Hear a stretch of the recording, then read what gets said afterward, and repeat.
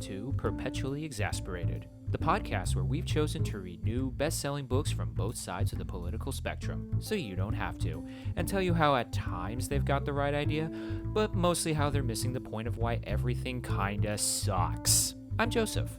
And I'm Joseph's rapidly rising blood pressure.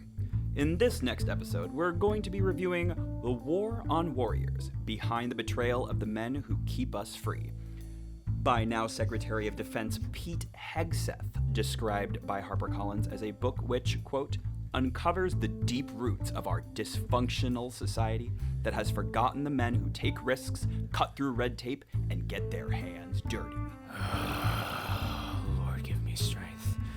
So, let's see how this keeps us perpetually exasperated, and why you should be as well.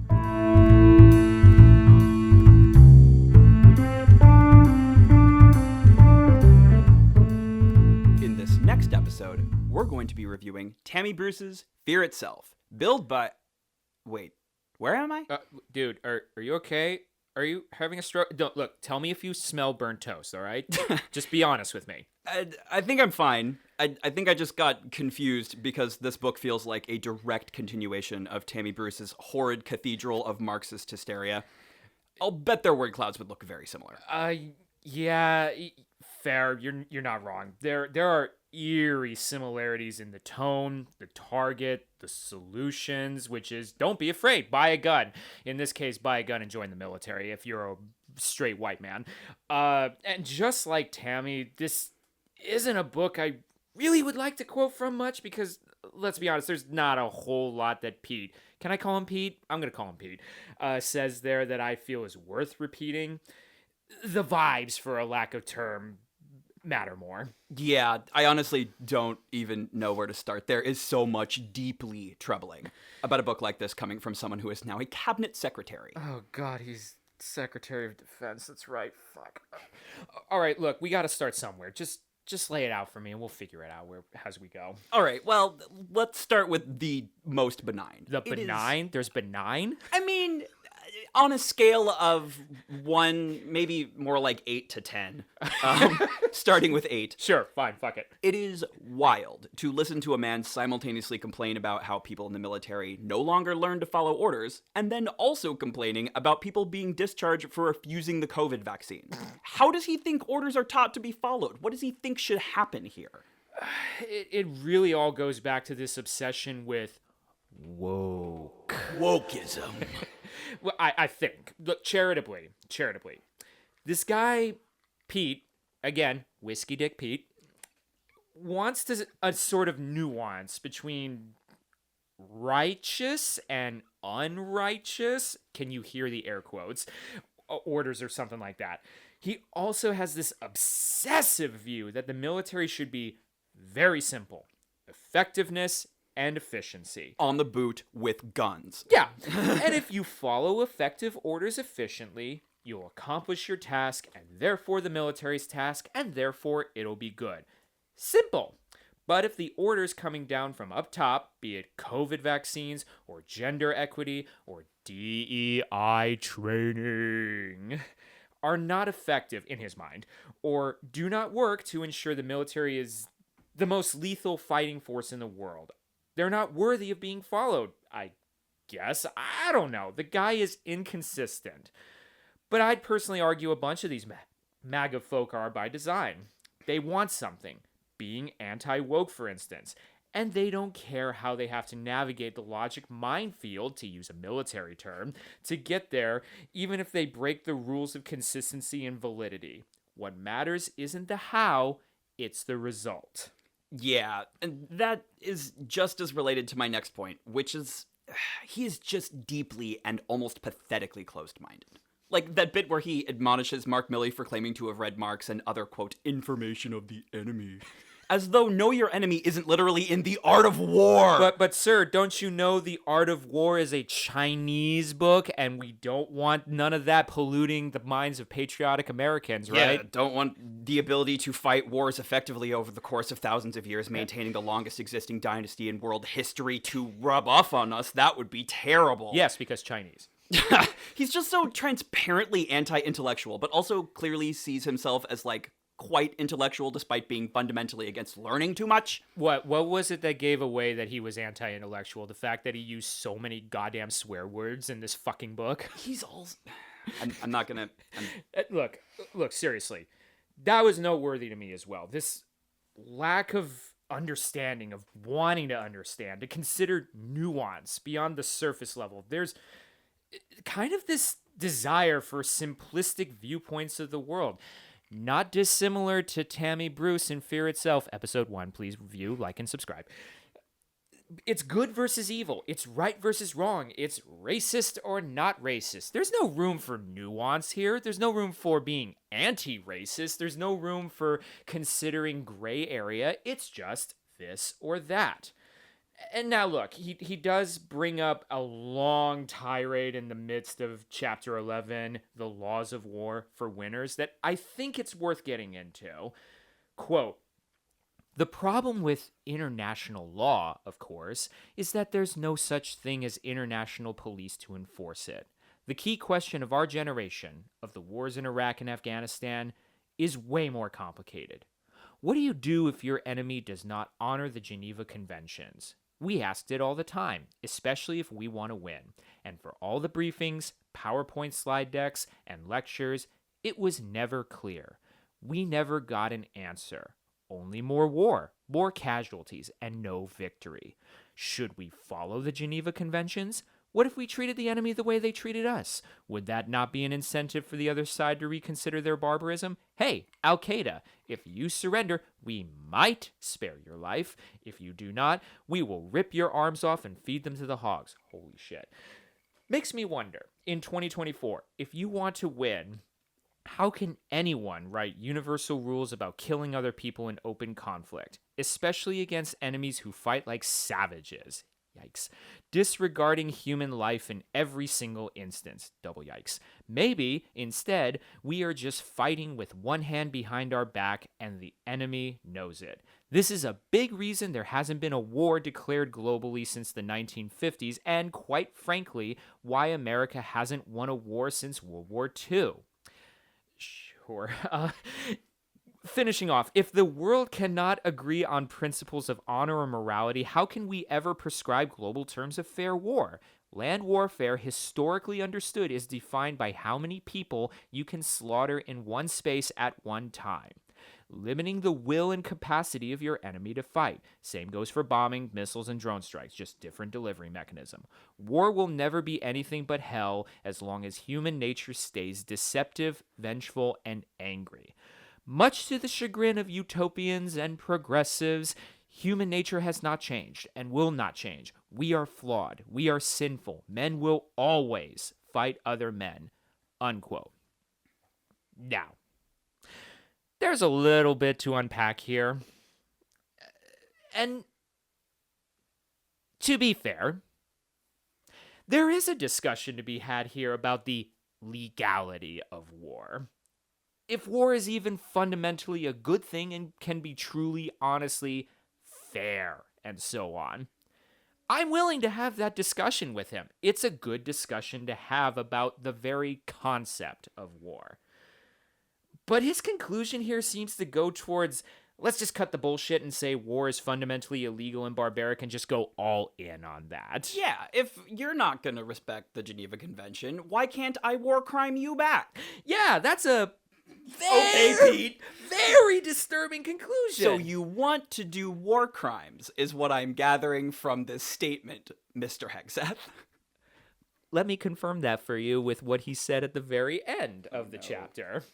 Quote, "But if we're going to send our boys to fight, and it should be boys, we'll unpack that later, we need to unleash them to win. They need them to be the most ruthless, the most uncompromising, the most overwhelmingly lethal as they can be. We must break the enemy's will. Our troops will make mistakes, and when they do, they should get the overwhelming benefit of the doubt." Unquote. Mistakes. Yeah, I'm sure all that Abu Ghraib shit was a mistake. Or the stuff going on in Guantanamo Bay. Exactly. And Or the stuff that goes on in Iraq or Afghanistan or God knows where else we are in the world doing God knows what, but we need to give them the benefit of the doubt because ISIS, Al-Qaeda, these various groups in Africa or the Middle East, they're not going to give us the benefit of the doubt. And by giving the troops no benefit of the doubt, we are tying their hands behind their back. So let's just do all the war crimes because they're going to do the war crimes. Did I get that right? I hope not, but I think so. Oh, God. And like that last quote also kind of ties into his general ideas about gender. Like there's another bit where he describes how quote unquote normal men are and manages to include parts like men like women and their presence is a distraction and men do not care about the race of the person they're fighting with. Okay, so men are just naturally straight and not racist and it's prejudicial to see them as anything else? Yeah, it's pretty evident early on what kind of ride that we're in for. So, to fill in those quotes that you mentioned, this one is from Chapter 1, The War We Missed, which was talking about the backlash of American society surrounding the Iraq War. Quote, "What we didn't anticipate was the freak squad, like a cartoonish circus. Woke generals celebrate and promote people who their political masters tell them, lol, are diverse. But the military isn't the greatest show, full of misfits, singing self-flattering numbers about how special they are. America is unique in part because we're free enough to tolerate misfits. But we won't stay that way if we make misfit the only acceptable identity. Normal dudes have always fought and won our wars. Prove me wrong." If only we had the time. Can we reflect on these terms for a second? Freak squad, cartoonish circus, misfits, or hey, this quote from the beginning of Chapter 4, The Left's Very Special Forces. What a title, by the way. Quote, "All of the following statements are simple realities, which means the left finds them oppressive ideologies. Men are stronger than women. Men and women are different, with men being more aggressive. Men act differently toward women than they do other men. Men like women and are distracted by women. They also want to impress and protect women. Men who are pretending to be women, or vice versa, are a distraction. It might be your thing, but it's weird and does not add substantive value to anyone. Men respect other strong, skilled, dedicated men. Strong, skilled, dedicated men come in all shapes, sizes, and colors. Men don't give a shit what your skin color is, as long as you get the job done. If you're being honest, and if you're not a politically correct lobotomy patient, you can't refute any of those statements. It's common sense. It's human nature. It's biology." Okay, Pete. I'm sure you know a ton about biology. The dude has been proven wrong by science numerous times. My guy, what the fuck are you talking about? Wow. Oh, okay. Just one last thing regarding women. Uh-oh. This is from Chapter 5, The Deadly Obsession with Women Warriors.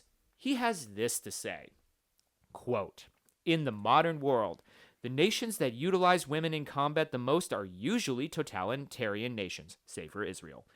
Often children and teenagers are also freely utilized in combat situations. It is hard to congratulate the progressive instinct of the North Koreans, the Viet Cong, the Nazis, the Ugandans, or the Soviets. When these nations were also throwing adolescent boys into combat roles due to a lack of available fighting men.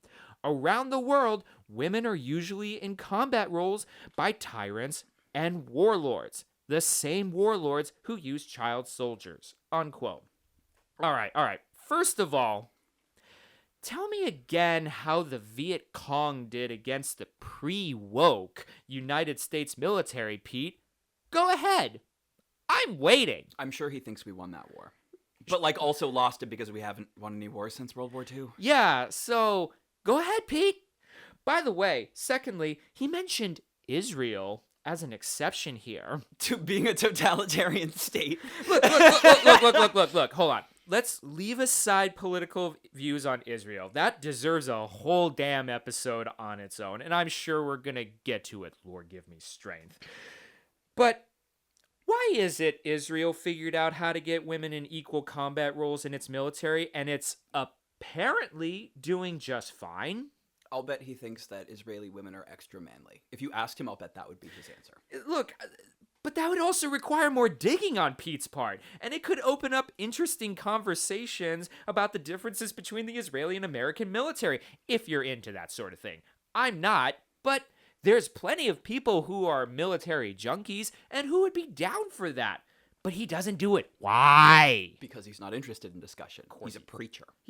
Oh, God. Like a bad preacher, but that's what he is. That is what this entire tone is this preachy tone. And, like, it's not by any means his worst sin, but he's also definitely the kind of guy who says slurs when he thinks he can get away with it, given his use of both the T and R slurs here. The what? The what now? I won't repeat them, but let's just say they're unkind terms for the genderqueer and mentally disabled, respectively, which is notable partly because he knows not to say the N-word, which he so clearly did not clear text, which he clear texted these on purpose. Oh, yeah. Yeah, I remember seeing those words pop up and thinking, oh, good. This guy just really wants to say cringe edgelord terms because it makes him feel tough and cool. Cool.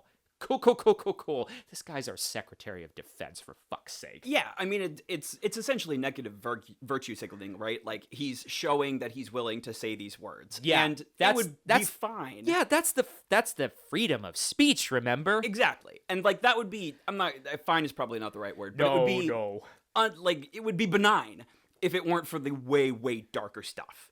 Remember him retelling that story about him being banned from serving in the New York National Guard? Yeah, doesn't he more or less dismiss their concerns as just religious and political prejudice over the tattoo of a cross he saw in Jerusalem that he had on his chest? Because of course he went to Jerusalem. Oh yes, but the true sin is in the omission. First, while he mentions that it is in fact a Jerusalem cross, he describes it as representing the spread of Christian values to the four corners of the world, and manages to admit that the historical context of that is the Crusades. Oh, right. Which would be bad enough if his outrage at the religious persecution was real, but it isn't, because he managed to admit that he actually has two tattoos that raised red flags, which I imagine is because the second one is a lot harder to defend. Time out, hold on. Look, I know he's tatted up. What's this second tattoo? He has a Deus Vult tattooed on his fucking sword arm! To quote a very well-known meme. What? What the fuck? On his inner right bicep, which, like... Yeah, okay, yeah, nope.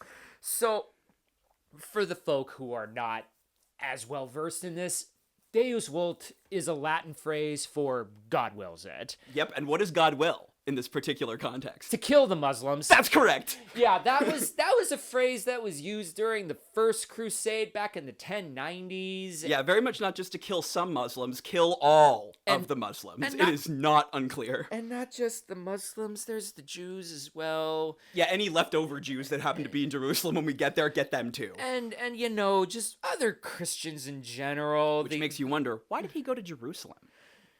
We're not gonna get into that. No.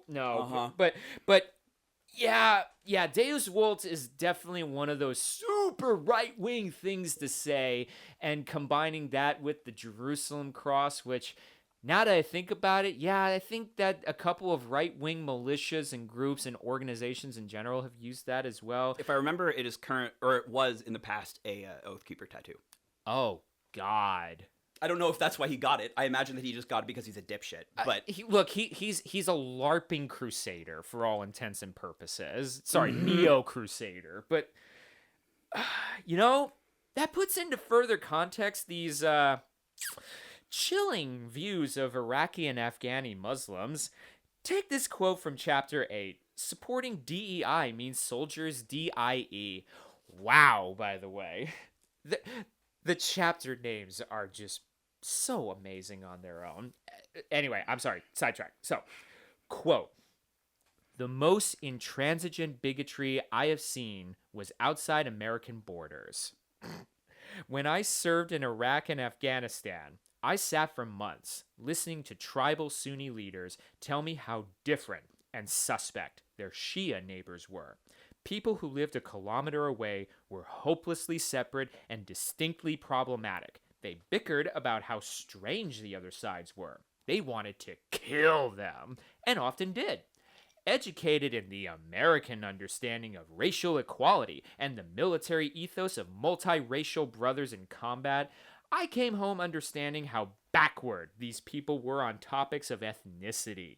Sure, America had its history and is far from perfect, but we look like a utopia compared to real racism and intractable hatred. At the time, we asked the question of how we could help them recognize the error of their ways and open their minds so that they would not want to kill their Muslim neighbors. It was a hopeless exercise. You can't be a great civilization if you intentionally limit a distinct portion of your population from being a part of your national greatness. Hence, they are not. Unquote. So America, I assume by his measure, was not great before 1964? Yeah, like, hold on. Bro! Let's revisit that second to last sentence, shall we? You can't be a great civilization if you intentionally limit a distinct portion of your population from being a part of your national greatness. But then also no gays or women in the military. Nope. Oh my god, but yeah, that's self-apparent, but that's missing another point here. This is a disturbing viewpoint that the Iraqis and Afghanis, and presumably a vast swath of Muslims in general, are irredeemable for these deep-set beliefs. That is some neo-crusader bullshit right there. Exactly. And that leads me to what I would say is the crux of what makes Pete dangerous. Lol crux. He is a genuine, unapologetic, motivated Christian nationalist. Yep. He might even be a Christian Zionist. Probably. It is at the core of every one of his critiques. Only cisgender people are normal and should serve. Women are, quote, natural life givers and should not be in combat. And, of course, my enemies and people who disagree with me are evil. Mm-hmm. All of these things are just rooted in his deep belief that he belongs to a nation of God. He talks about restoring the U.S. to its former godly glory. But I'm certain if he could somehow be taught that the U.S. was never explicitly Christian, he would not give one single shit. No. Now, off the top. In the interest of fairness, I will admit that he possesses some knowledge of this from the top of chapter 13, The Broken American Covenant. Boy, I love these titles. He notes, quote, our founders were not universally Orthodox Christians as much as they were aficionados of covenantal communities, unquote. So, let me flex my religious studies and history muscles without a fucking Deus Vult statement or Jerusalem cross on them, mind you. You stupid idiot. For a bit here and go into detail on this. You know Thomas Jefferson, right? I've heard of him. Yeah, you might have heard of him. Once or twice. Twice, yeah, he was on the $2 bill. I know, that was my joke. But this dude revised a Bible where, this is a revered founding father, by the way. He went into a Bible and cut out all the miracle and otherwise supernatural stuff page by page with a razor blade and used glue to put the rest together to make, as he titled it, The Life and Morals of Jesus of Nazareth. Essentially, just using the words of Jesus and the super mundane events, mundane quote unquote, surrounding him. Does that sound like a hardcore Christian to you? Yeah. So there's also Thomas Paine, author of Common Sense. You might have heard of him as well, who wrote in his other work, The Age of Reason, on pages 8 through 9, quote, I do not believe in the creed professed by the Jewish church, by the Roman church, by the Greek church, by the Turkish church, by the Protestant church, nor by any church that I know of. Each of those churches accused the other of unbelief, and for my part, I disbelieve them all, unquote. Not exactly an inspiring fellow for the hardcore Christians, huh? Or John Adams. Might have heard of him as well. Second President of the United States, who during his administration, the Senate ratified the Treaty of Peace and Friendship, which states in Article 11 that, quote, the government of the United States of America is not in any sense founded on the Christian religion, unquote. Interesting. One more. James Madison. Might have heard of him as well. Fourth president. Some would say father of the Constitution. He was not religious in any conventional sense. From a letter by him to William Bradford on April 1st, 1774, quote, religious bondage shackles and debilitates the mind and unfits it for every noble enterprise, unquote. Oh, damn. Oh, I'm not done. This quote from Memorial and Remonstrance Against Religious Assessments, which was published in June of 1785, quote, during almost 15 centuries has the legal establishment of Christianity been on trial. What have been its fruits? More or less in all places, pride and indolence in the clergy, ignorance and servility in the laity, in both superstition, bigotry, and persecution, unquote. These are founding fathers. Ouch. Too long, didn't read. Motherfucker either doesn't know or could care less about silly things such as facts, nuance, or just straight up truth. He wants the U.S. to be a Christian authoritarian state because he feels that's right, and by God, he's gonna go for it. Stupid motherfucker. Very much true. Like I said, there are many reasons why having this person as our defense secretary is scary, but I think this one is the core, because it leads him to what I would argue is the most troubling of his conclusions, which is that America's greatest enemy, and of course the enemy most deserving of resistance by force, is not foreign, but domestic political opponents, who simply by opposing his godly mission are evil and deserving of righteous fiery destruction. Yeah, that is indeed the scary part. And it's weird because there are times throughout the book where he's recounting the George Floyd protests. We'll get into that later. He kind of admires them in a super weird way. The fighting spirit of these so-called Antifa protesters, their courage, their stalwart belief in what they're fighting for, and pondering how wonderful it'd be for these guys, emphasis on guys, to be part of the military instead and be unified. I think that's about as close as he gets to a nuanced take on so-called domestic enemies. Otherwise, yeah, it's the same sort of vocabulary and vitriol that Tammy has towards the left. The left. That was good.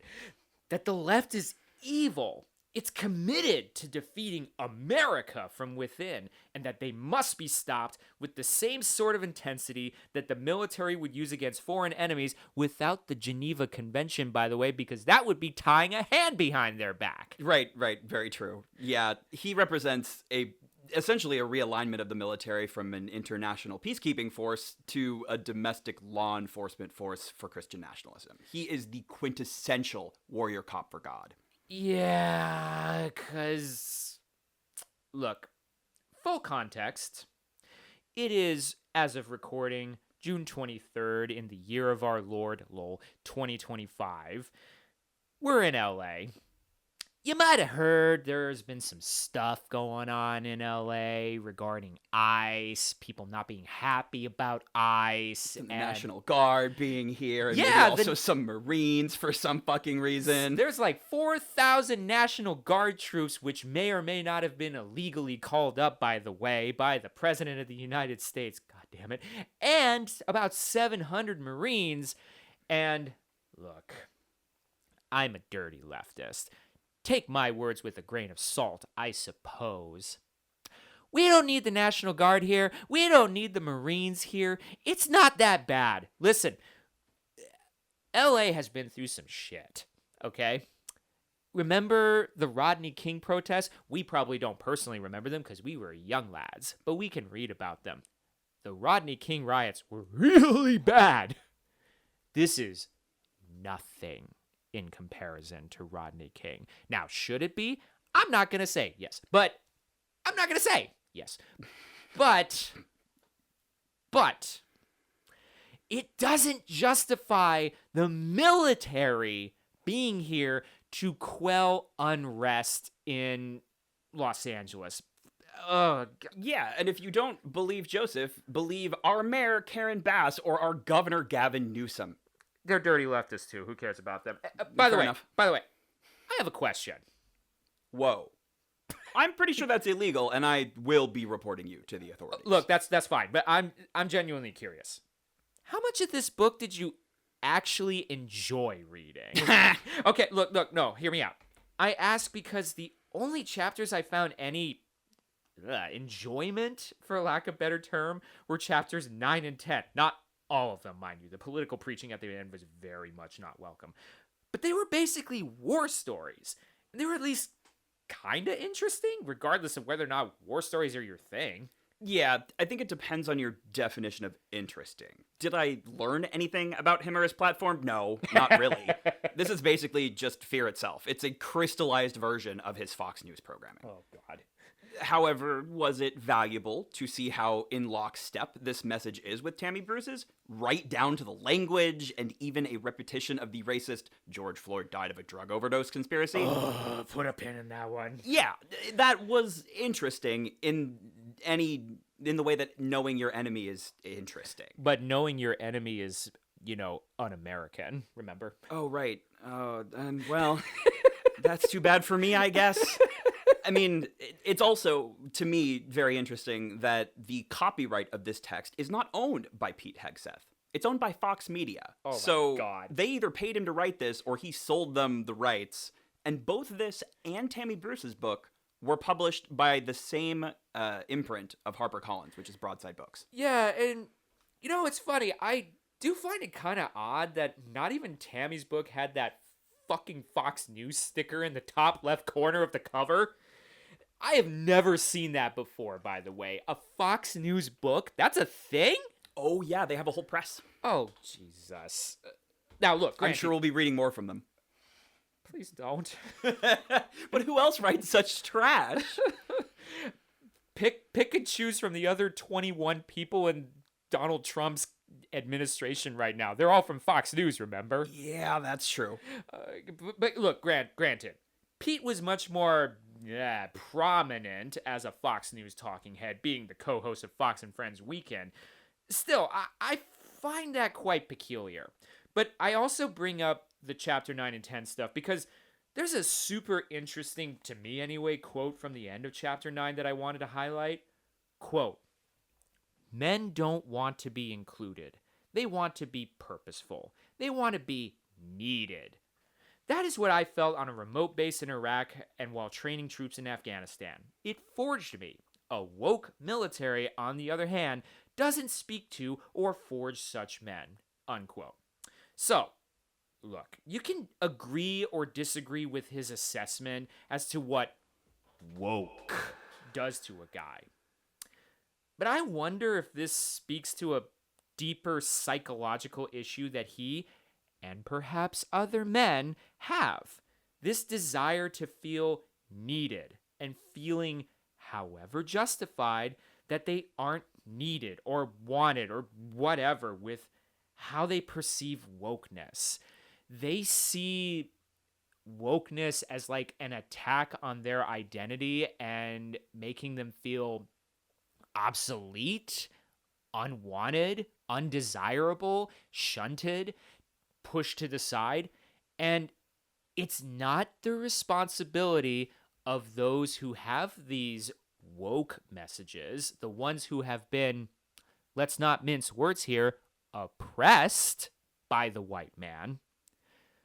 But I wonder if the white man is not doing enough self-reflection in this weird mental state that they're in, that they're unwanted and don't have a purpose anymore. Well, I think what I would ask Pete is, what would being included in the military involve, except for being made to feel as though one is needed by the military for a purpose? He says men don't want to be included, they want to, and then he describes exactly what happens when you are included in this mission. It is a direct contradiction. He's just sputtering. And it's a shame because that's a conversation that we should have. Yes, well, and I think what he's trying to say here without saying it is that men don't just want to be included, they want to be the only one included. Yeah. That it's not really including those men unless you're not including other people, which is a kind of common refrain in the the reverse racism camps in general. Yeah. So is he tapping into something? Yes, I believe absolutely so. But I think what he's tapping into is racism. Yeah. Racism, sexism, genderism, all of the isms. Resentment against losing one's privilege. That's what he's tapping into. It's white fragility. Oh no! I'll bet he'd hate that. It's he's so close to having something here to legitimately talk about, but then he goes down this route of not thinking about the nuance of it. Which is exactly what Tammy Bruce did. Yeah. She got the problems kind of right and then just got lost. Yeah, there's other instances of him talking about how the higher-ups in the military seem to be a bit incompetent, and that is a tale as old as time. Let's not kid ourselves here. And that the grunts are just left to die. Or there are times where he's talking about the draft and how back during the Civil War, there were a lot of rich people that paid off being in the draft, which only got the poor people to fight the wars. There is a nuanced discussion to be had there. But he doesn't go down that route. He just... No, that would be Marxism. Yeah. Remember? That's right. That's right. That's why they hate Marxism, because class consciousness is their enemy. That's right. I forgot. My bad. Oh, and by the way, going back to the racism bit. Oh, no. Remember that pin that I put in there regarding George Floyd? This is from the beginning of Chapter 7. Riot shields and real racism. Oh my God. Quote, George Floyd, a clearly troubled man with a long history of legal issues, primarily caused by his personal demons and addictions, lost his life while resisting arrest under the custody of a white Minneapolis police officer. Subsequent revelations have shown it was drugs, not a knee, that killed Floyd. Unquote. No, False. no. False. No. Incorrect. No. This quote pissed me off so much that I went looking. And in the autopsies, the closest it got was that fentanyl and methamphetamines contributed to making him more likely to pass away. By having his neck knelt on for 9 minutes. 9 minutes! And by the way, also having anxiety and claustrophobia that does further damage to his ability to breathe. Mm-hmm. It wasn't the drugs that killed him. It wasn't his demons that killed him. It wasn't anything that killed him except that white police officer. That is correct. Who knelt on his neck for 9 minutes. Slight exaggeration, but still, we'll look up the exact amount of time that police officer, I believe his name was Derek Chauvin, right? That guy knelt on his neck for how long? Derek Chauvin, the police officer, knelt on George Floyd's neck for 9 minutes and 29 seconds. Oh, I'm sorry. We didn't exaggerate. We underreported it. He's a murderer. And he was in jail for good reason. Yes! Pete, you fucking idiot. All right, look. I got another question, seeing as I'm on a bit of a roll here. Well, you're already going to jail, so. Yeah, sure, fuck it. I might as well go to maximum jail. I might as well go down to El Salvador. Now that you've criminaled, just criminal all the way. Just all the way Marxist criminal. Did you notice that throughout the book, he went out of his way to highlight the accomplishments and equality of black men in the military? Like, really, really went out of his way. Yes, I did, but there's a wrinkle. It's pretty much only mostly faceless enlisted men that he compliments. He is quite specifically critical of most of the black leadership that he names. I imagine the other bits were probably added by an editor to soften the blow of his at times transparently bigoted racism. Outstanding point. There's a story he tells in chapter 14, Marxist adjacent military academies. My God. Probably highlights this the best. For context, quote, the new chairman of the Joint Chiefs of Staff, the former Air Force Chief of Staff, CQ, Charles Brown, could maintain only 7 out of 10 planes as combat ready, but found plenty of time to push a DEI CRT agenda in his branch. CQ happens to be black, which doesn't matter to me one way or another, but means a lot to him. More on that in a moment, unquote. So going on about the apparent incompetence of Brown, he notes the following, quote, even though times have changed and this son of combat veterans has risen to the top of the American military, it's not enough. CQ Brown doesn't so much care if quality individuals serve at the Air Force Academy, so long as they all look different, or more like him.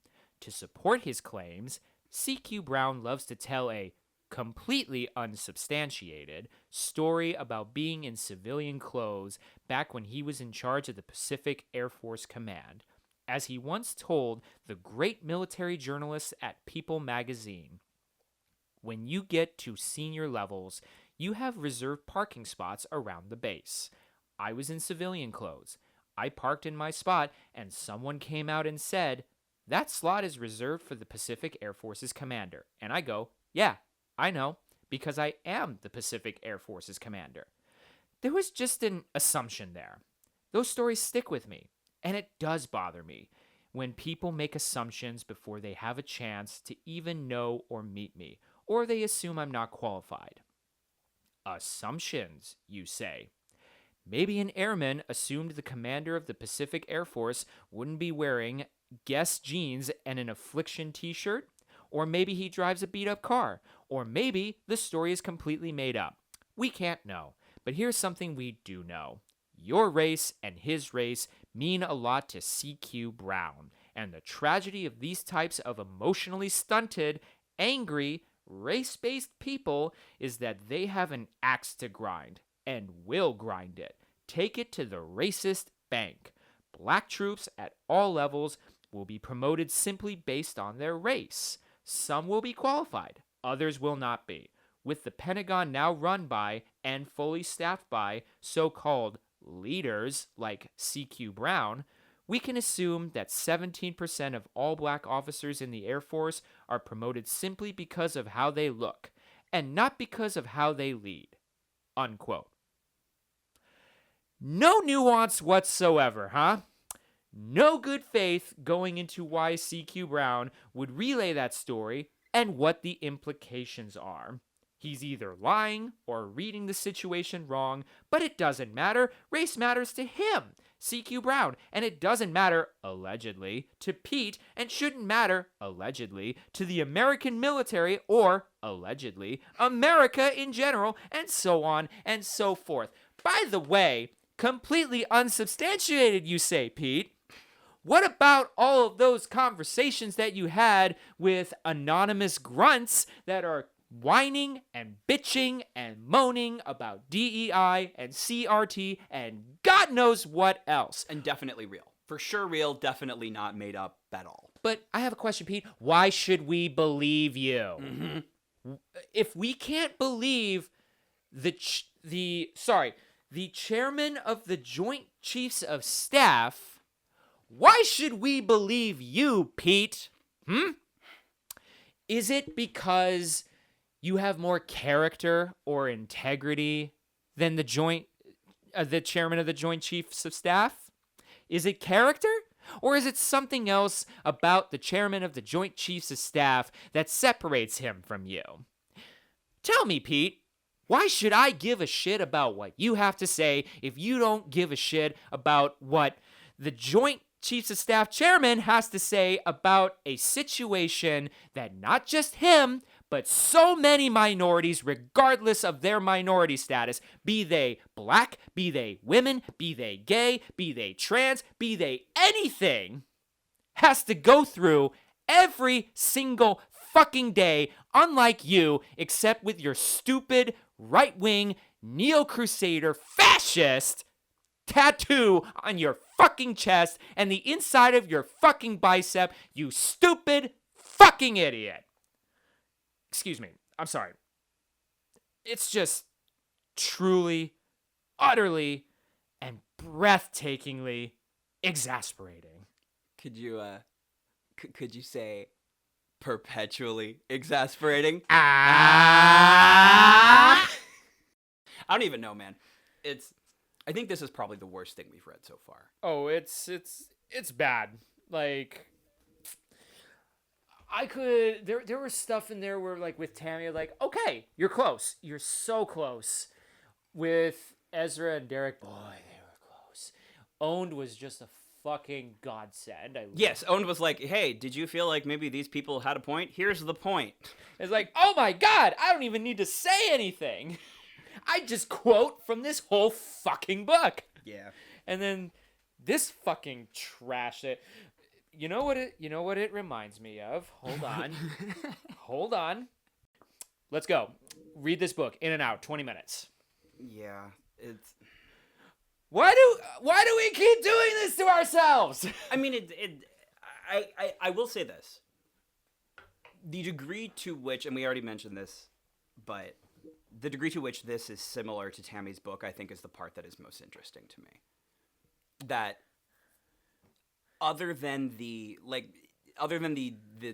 examples from their personal lives, for Tammy was that shit about Rush Limbaugh and that stuff about how she's been abused by people in her life that she's been romantically involved with. And for Pete, it's those bits about, the stories he tells while he was in the service. But both books, besides that, are so desperately similar in what they're trying to say. DEI is ruining the country. CERT is ruining the country. Marxists are ruining the country. The left is an enemy within. Yeah. And that is the exact message that we've been getting from the White House. It's the exact message that we always hear from Caroline Leavitt. It is very coordinated. Yeah. And it's worth... so two kind of connected but not exactly connected pieces of information. One, Pete Hegseth was accused of plagiarizing his thesis in school. What? So I'm almost certain that he did not write this book himself. Oh my god, are you actually serious? I'm dead. Yeah, no, I'm dead. I think it was last year. Or maybe the year before that. Somebody's like, I don't think he wrote this. Oh god. And secondly, so the current head of counterterrorism for the U.S. The 22-year-old. Yes, he's 22. But you know what else he is? What? Before he was this, he was an intern at the Heritage Foundation. And that is quite notable to me. Because all of this does seem more and more like a Heritage Foundation project. Like they knew that there was a man who was almost certainly going to be falling into dementia running for office. And that the likelihood that he would serve out all 4 of his years was pretty low, given that he's both demented and kind of lazy. Yeah. And we know from plenty of clear evidence that Mike Johnson is who they would run if they would run anybody. That they just know he wouldn't win because he's a crazy person. He's Mike Pence 2.0. He's so much worse. He's on camera saying that he believes he's the new Moses. Oh my god. Yeah, he is a truly dogmatic individual. And dangerous in a way that I don't even think that I would say that Vance is. Yeah, because I don't see Vance as a dangerous person on his own. No. I see him as a dangerous puppet. Yes, sure. Because he's owned by Peter Thiel. Who we read about. Who we know is a nightmare. Who we read about and talked about in the last episode. Like and subscribe. But, yeah, no.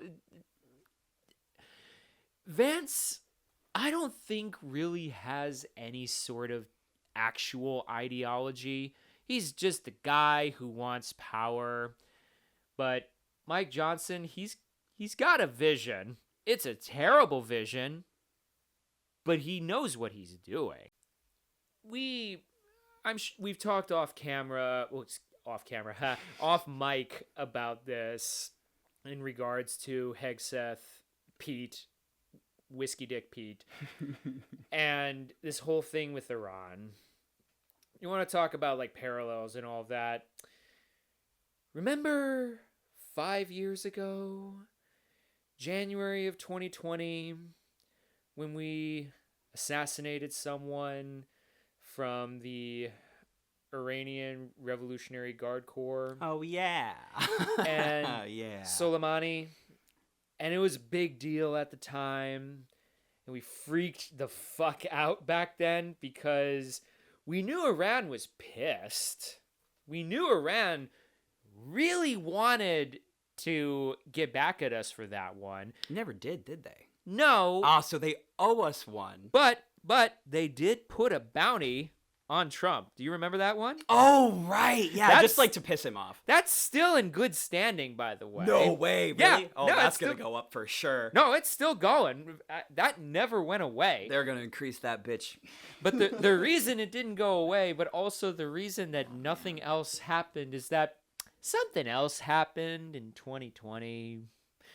Yeah, there was that little bump in the road for the entire global economy. It may or may not have just shut down literally everything. But sometimes I wonder, like, were we just going to keep escalating from there, from the assassination of Soleimani? That's true. That might have always been the plan, and it just got derailed by him losing the election in 2020. Yes.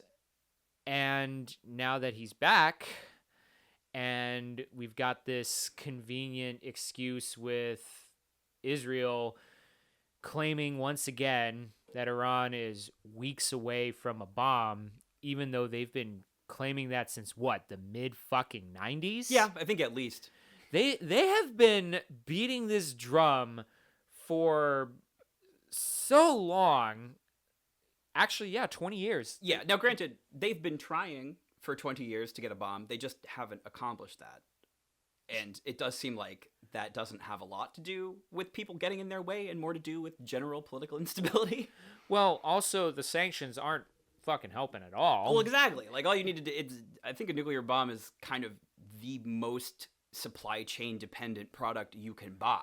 You need stuff from all over the world, from every advanced economy to build a bomb. Yeah, but the point is also that prior to us sending in the B-2s, there was it a report or a statement by the Director of National Intelligence, Tulsi Gabbard, who also has a book, by the way, maybe something we can go into later. Yeah, so does Christy Nome. I understand that, but but it was a report that essentially said that Iran is nowhere near a nuclear weapon. And Trump basically said that they're wrong and she's wrong.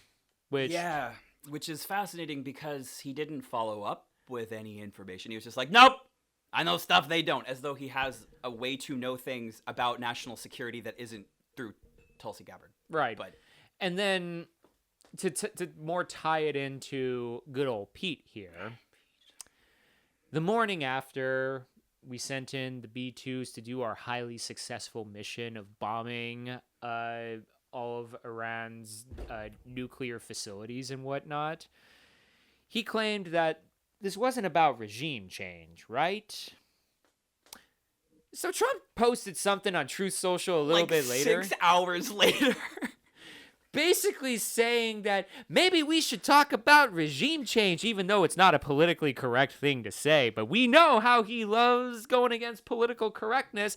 But he's contradicting his own Secretary of Defense. I do sometimes wonder if he kind of does it on purpose. Like, not to pull a term from the right, but like as an Illuminati humiliation ritual. Oh, God. Not literal, but like just What? basically the notion that very powerful people are very insecure about their power, and so will intentionally snipe people in their orbit to remind them that they have no power and that the person who controls the organization has all the power. So it's like, oh, you feel big? You think you're big Secretary of Defense? Well, fuck you. I'm going to contradict you on the day on something that's directly related to your job. Which was hilarious, by the way. Which it was, but what did that actually do to Pete? It made him look like a dumb, useless, incompetent, which reinforces the notion that he shouldn't be consulted on anything, which is the reality. Yeah. It's just consolidating power underneath the executive. Yes, and look, to be fair,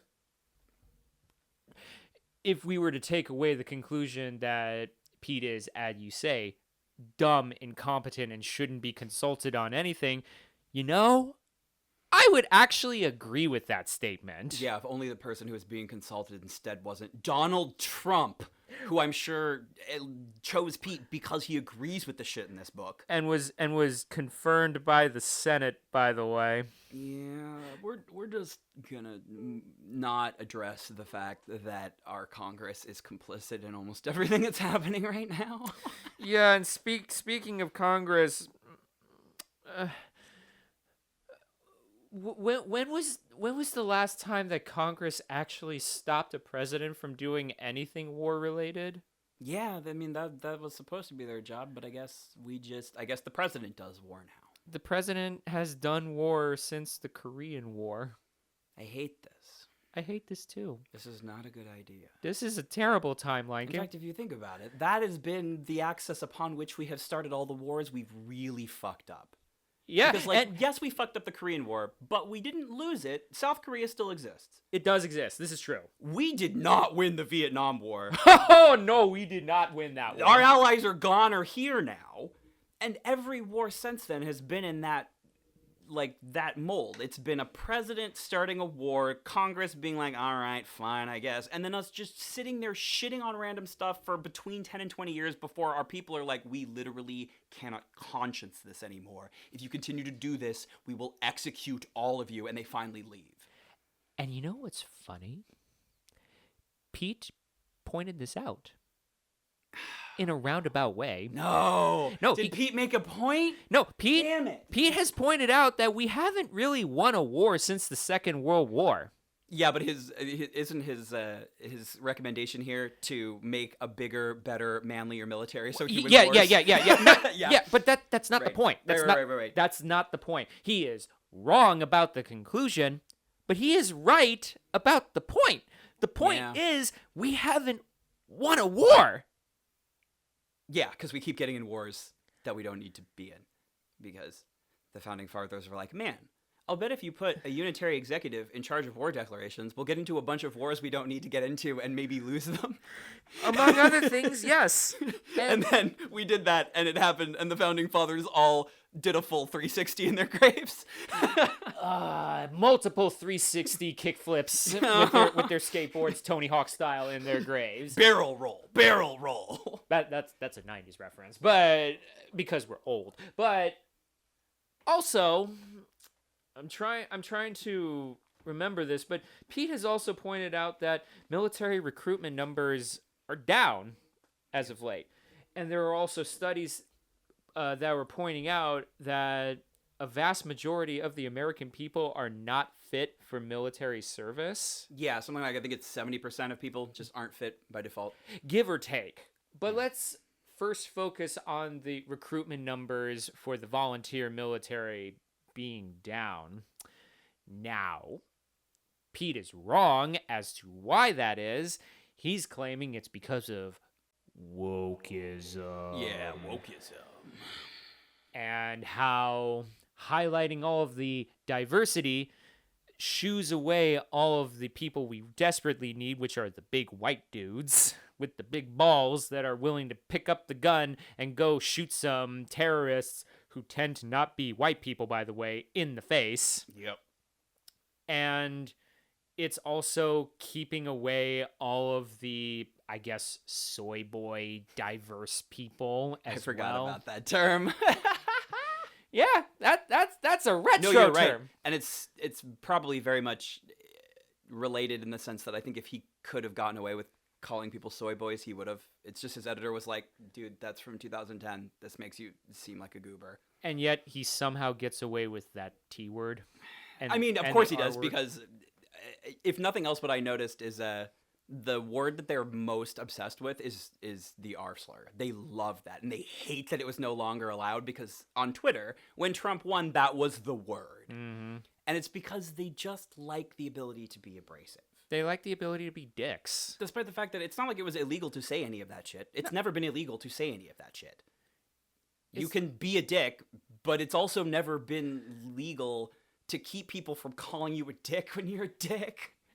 Which is a nice callback to the third book and how unbelievably fragile that all of these billionaires and people in power are. That is the common thread amongst all of these people. The technocrats, the white nationalists, the Christian nationalists. They are all so unbelievably fragile, especially coming from where they came from.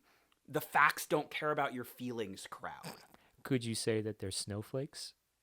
You know, I think I could. And I really should be saying that way more. You really because should. if nothing else, all that shit they said, clearly they said that stuff because they imagined that it would bother them. Yeah. And now that they're on that side, it's driving them nuts. It really They're is. all in their big feelings, and they're all so upset. And you can't say that about Donald Trump. You can't say 8647. That's a death threat. Really? Never mind all the, and I'm not going to defend Joe Biden on anything here, but all of the death threats against Joe Biden. Like, it's incredible that But- they've gone from that side to... But looping it back around, my point is going back to the recruitment numbers being down and all that. Maybe it's not the wokeism that's bringing the recruitment down. Maybe it's the fact that we keep getting into these forever wars that keep us going on tour after tour after tour after tour of duty, going through some really fucked up shit and seeing that fucked up shit viscerally firsthand for years. That is making people go, you know, I don't really want to be part of a military that is in constant conflict with people over things that I, as a standard American, have no fucking clue about. Yeah, and I mean, he makes this point of saying that the military should be composed of people who are enthusiastic to fight for the country. Right. What war have we been in since World War II that by any stretch of the imagination could be imagined to be fighting for the country?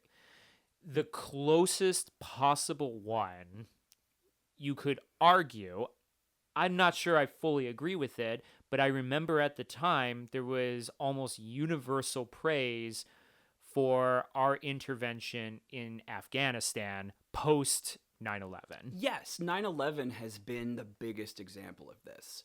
But think about the reality of young men fighting in the Gulf. Right. So they see 9/11 happen when they're kids. Right. They're very scared. They're very sad. They grow up to be angry, and they go to the Middle East to fight terrorists. And they're thinking, I'm going to be running through the desert with my 40-pound pack on and busting through doors and being like, hoorah! Right. And then you get there, and you drive 6 hours into the middle of the fucking desert, and you're staying in this little shack and eating shitty MREs, and the only thing you can see on the horizon is an oil refinery owned by an American company. And you think to yourself, what am I really protecting here? What am I actually doing here? Why are people even out in the middle of the desert in the first place? And you realize they are trying to destroy that refinery. They're not trying to destroy America. They're trying to destroy a property of an American business. And you, American soldier, are not protecting America. You're protecting someone's fractional distillate machine. Yeah. That's all. And maybe when you spend a year being shot at by people in their home trying to defend something that you will never make a cent on in your life, you think, maybe I didn't want to do this. And maybe when a young man asks you, what should I do with my life? You tell him not to do this. You tell him there is no glory in service. You are just a security guard. Yeah.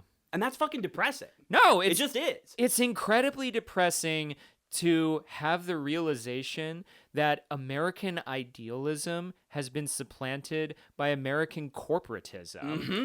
Halliburton, that's a name we haven't heard in a long time, but that was a big, big deal, especially in Iraq. It was about the oil.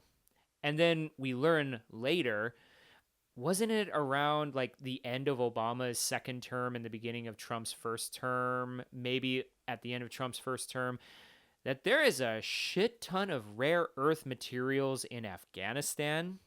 Yes, there is. And you'll never guess what Halliburton has gotten into in the last 20 years. Oh, God. Rare earth mining? Lithium mining. Oh, fuck me. Because energy companies gonna energy. Yeah.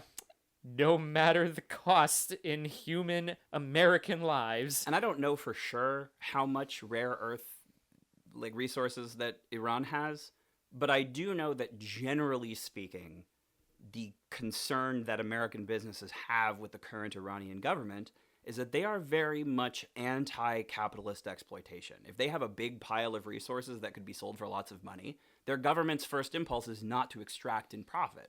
Their first government impulse is to consider what damage it would do to their environment and their political standing with their people by allowing these businesses in their country. And that is very bad for business. I mean, you don't have to go that far back to remember when there was a democratic Iran. And what happened to that government, by the way? I think maybe somebody got involved in getting rid of it. Was it an alphabet soup organization? It might have been. It might have had a couple letters and maybe a couple assassins. There wasn't an L in there or a B or G or T, but there was an I and an A, and I think the first letter was a C? It's possible. It's possible. We're not saying anything about UCAA. You're very wonderful. Please don't kill us. You've never done anything wrong. We don't accuse you of any crimes or anything. Because we don't have good enough lawyers. Or good enough bodyguards. Point is that Iranian government had nationalized their oil industry because that Iranian government decided to actually function for the Iranian people, the ones that elected them, rather than, I don't know, the United States and or the United Kingdom that may or may not have been in an ideological struggle with the Soviet Union at the time, who also had their own interests in Iran. It's fair to say that, but regardless, the point is that we have been meddling in Iran for a very, very long time, and we never got over the Shah, who, by the way, was not a democratic figure. No. Look. No, very much a Netanyahu style, this is my country and you do what I say kind of guy. Look. You could stretch the argument that there were some aspects of Iranian society that were Western themed and thus theoretically progressive in some way, shape, or form. Sure, maybe, fine, but it wasn't a democratic society. And the Iranian people there were mad at it for a very good reason. Very true. And when the Iranian Revolution happened, that was a legitimate expression of people power. Now, you could have all kinds of arguments against the present Iranian regime. I certainly have a couple of qualms with them, but I understand where they're coming from. And what I also understand is that, again, we, the United States, never got over that. And I also know that Iran probably will have some rare earth materials in there. Can't be sure. It does have a shit ton of oil, though. And it does have control over the Strait of Hormuz. And we don't like it when they mess with the Strait of Hormuz. And we sure as hell don't like it when they send their oil to anyone other than us or our interests. And right now, China is, I think, getting like 20% of their oil from Iran right now. Bet that's about to go up. Yeah, because where else is the fucking oil going to go? Well, North Korea. Sure. Because that's where a lot of it goes right now. Yeah. But the point is that Pete and the Heritage Foundation and Trump and just everybody in general that seems to be in power doesn't seem to understand, or if they do understand, doesn't care about the nuance of this unbelievably stupid conflict that we, in the year of our Lord, 2025, June 23rd, as of this recording, are getting into.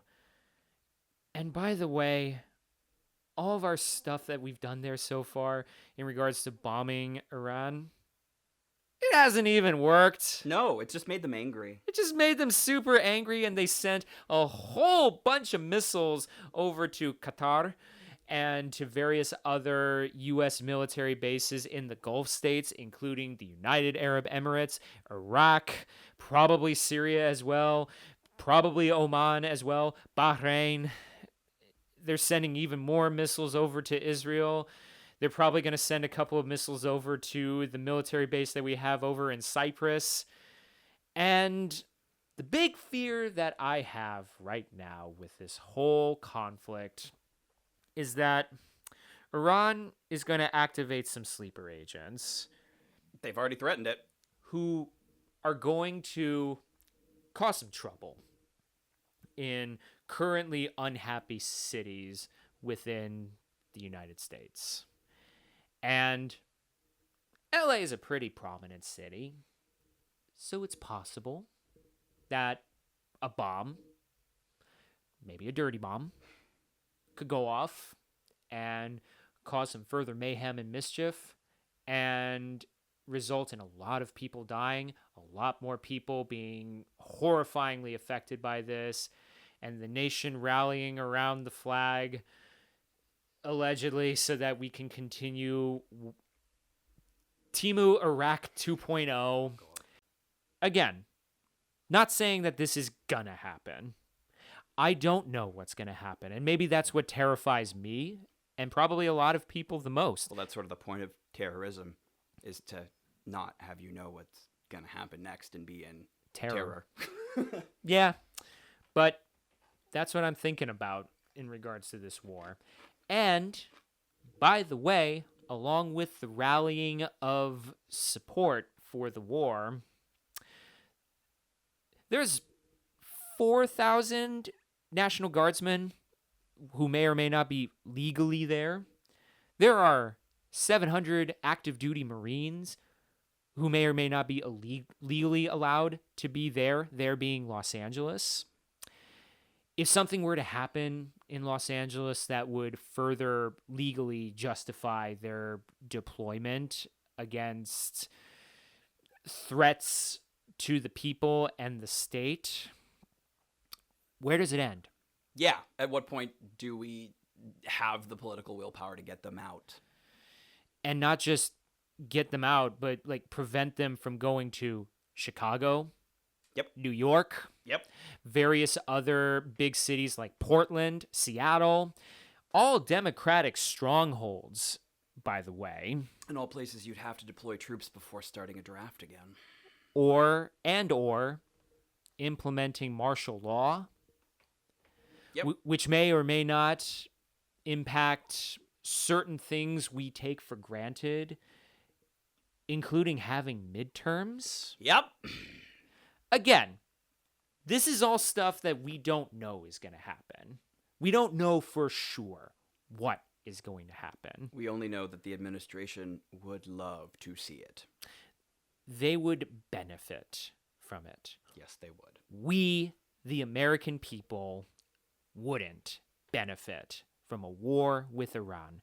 This is not our war. This has never been our war. We, you could argue, haven't had a war that is our war since the Second World War.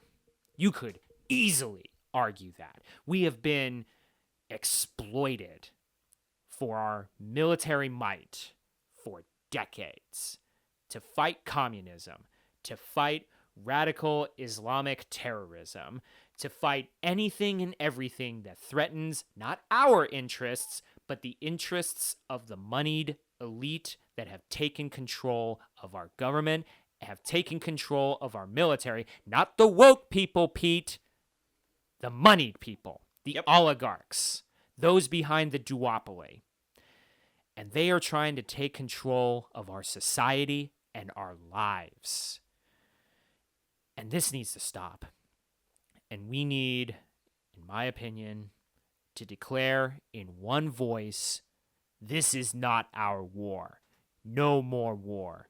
Bring the troops, not just the boys, all the troops, home so that we can protect America. Not from foreign enemies necessarily, though that would be nice as well, but bring them home to protect the American people from the true threats. Those who are controlling our leaders, our economy, and are trying to control our very lives. We need the men and women and everybody in between in uniform protecting us, not them.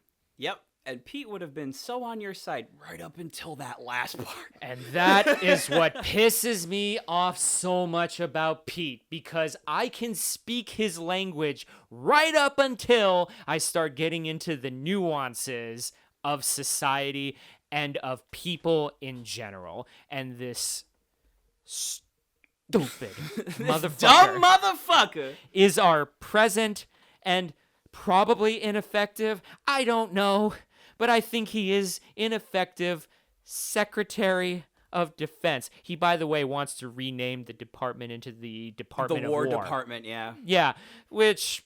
Granted, we already did that, so he just, I guess, forgot that there's other stuff besides war that the Defense Department does. And who the fuck cares? I don't care. Fox News idiots, I think. I don't know. And now for the section we like to call our denouement. So, first question, who is this book for? We're back to this being a book for the Fox News crowd. Now, allegedly, this is also for the folks who are veterans and those who are just unhappy with how things are going in the military, but come on. It's for the Fox News folk. It literally, honest to God, has Fox News books in the top left corner of this fucking thing. Second question, who wrote this book? From the About the Author section, and I'm going to omit some stuff, the self-flattering bullshit. Pete Hegseth is the co-host of Fox and Friends Weekend, which is a cable morning television show on Fox Nation. He is an Army veteran of Afghanistan, Iraq, and Guantanamo Bay who holds 2 stars and a combat infantryman's badge for his time overseas. Author of several books, including Battle for the American Mind, and he has a bachelor's degree from Princeton University and used to have a master's degree from Harvard University, but he mailed it back because Harvard is a leftist indoctrination camp. Citation needed. Third question, why was this book written? Anti-wokeism? I guess? You could also make the argument that he wrote it as a CV to get in the Trump administration, similar to Tammy Bruce's Fear itself. Remember, this was published on June 4th, 2024. I did not know that. Yeah, so your little stroke at the beginning, there's some logic and truth to it. And our last question, should you read this book? Fuck no. Holy fucking shit, no. How strongly can I emphasize this book is not, has never been, and probably never will be worth your time, except maybe as a case study in the mindset of a Christian nationalist neo-crusader. Do not, if you value your brain cells, read this fucking book, unless you hate yourself. And even then, find something else to do, please. This is why we do the podcast.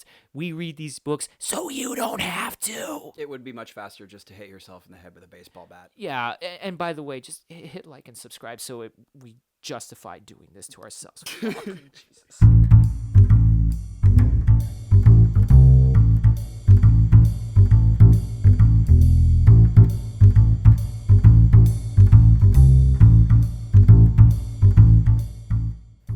Thanks for joining us for this episode of Perpetually Exasperated.